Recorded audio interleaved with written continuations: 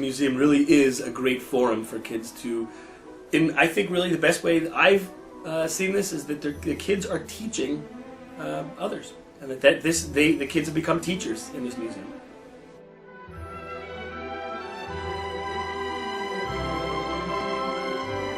So I've been a part of Centropa, which is an organization based in Vienna, throughout basically Central Europe, and they've collected about 1,500 or so interviews with Jews still living before and after the Holocaust in Europe. And the goal of Centropa is to basically share the stories with the world. And so they've brought teachers to Europe to share with them the program, to get the teachers to buy in, etc. And so one of the things they asked the pilot teachers to do was to bring one of their traveling exhibits, this exhibit on Czech Jews, to their schools or to their local communities.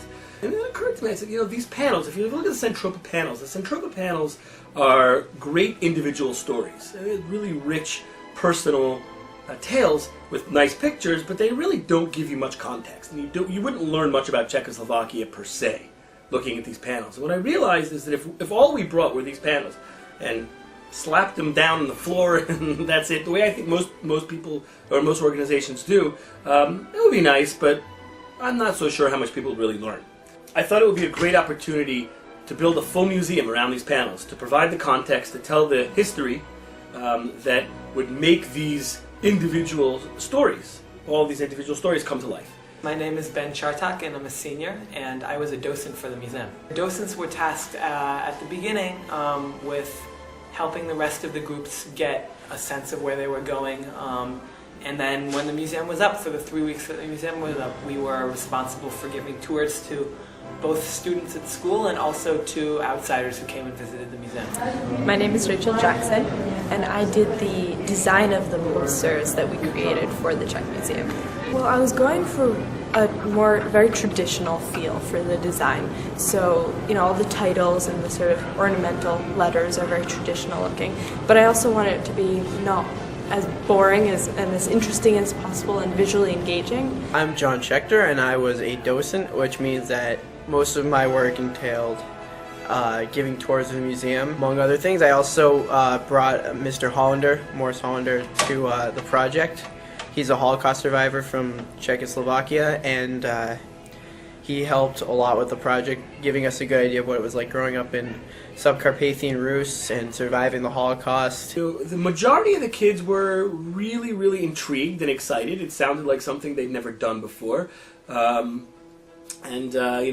whole class, and I think, mixed with that excitement and intrigue was confusion. I think that they didn't really fully understand or visualize what it would look like, and what am I going to be doing that will contribute to this. Well, in the beginning, on paper, it looked sort of cool, but I don't know, a little bit bland. But then as things started actually happening, it got more and more exciting, and up until the time when we rented a U-Haul and we picked up the posters and they got here and they're huge, and it was just like the most exciting moment because everything that we had worked towards was finally coming to fruition. The vast majority of the ideas for the museum were entirely the kids. They came up with all the details, from that great quote that's on the balcony, to the arrangement of the museum itself, the multimedia aspects, the music. All of those things were, of the kids. And within the past 2 weeks, this frenetic energy began to build as, first the Centropa panels arrived, and then the panels that we created arrived, and the kids began to see, wait, there might be something that is going to take shape. And then as we began putting it together, and the pieces, it's sort of like building a puzzle, and you begin to see the picture of the puzzle emerge, you could feel the excitement building. And by last Friday, the Friday before we opened, I think for a lot of kids the energy was back again. First of all, I think it's been a great experience for me. I mean, I've done bits of graphic design before, but this was a really big project. So it was really interesting, and I think it was a good experience to be able to put all these things together and keep things organized and trying to make things look uniform, and that was really difficult, and trying to make sure that every single one looked good. And that was interesting. And also I think in the process of going over the things and editing them and writing new captions for some of the photos and stuff like that. I actually learned a lot about Czechoslovakia, which is kind of cool.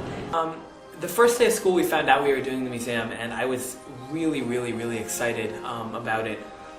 My grandmother, who lives in Cincinnati, is a docent for the Hebrew Union College Holocaust Museum, Jewish History Museum, and part of the Jewish History Museum focuses on the Holocaust. For many years I'd gone with her, and she really was the docent to me. I got to see, a living history come through a family member of mine, and see that my grandma was engaged in telling people's stories to other people.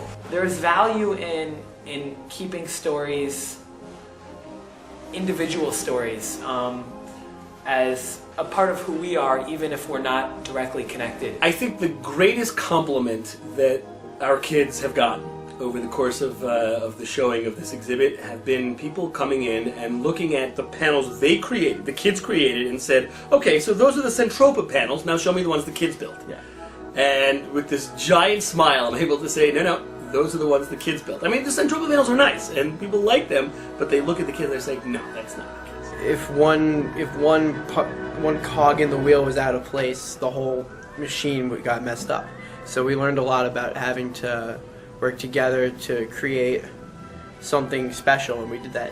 The fact that we got it to be as professional as it is, it's still there are museum exhibits that I think are less well done than the one that we did in our spare time and class time as seniors in high school. I think now, a couple of kids actually from the 11th grade have come up to me and asked if they're going to be doing this next year. Now I have to pause and say, yeah, we might. I don't know if this will happen, but I would hope that perhaps future grades could use what we've done and add to it to make it an even better museum.